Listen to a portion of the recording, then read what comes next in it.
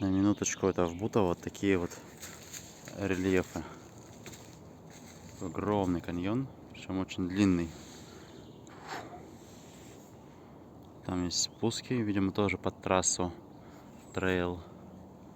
Ну и вон там дальше. Огромный каньон. Кстати, вон тоже дорожка. Прикиньте, здесь проехаться. Вот, кстати, она идет. Вон там поднимается. Оп-оп-оп, здесь разворот и туда дальше. Потом снова туда хлясть. Вот так вот здесь жестко.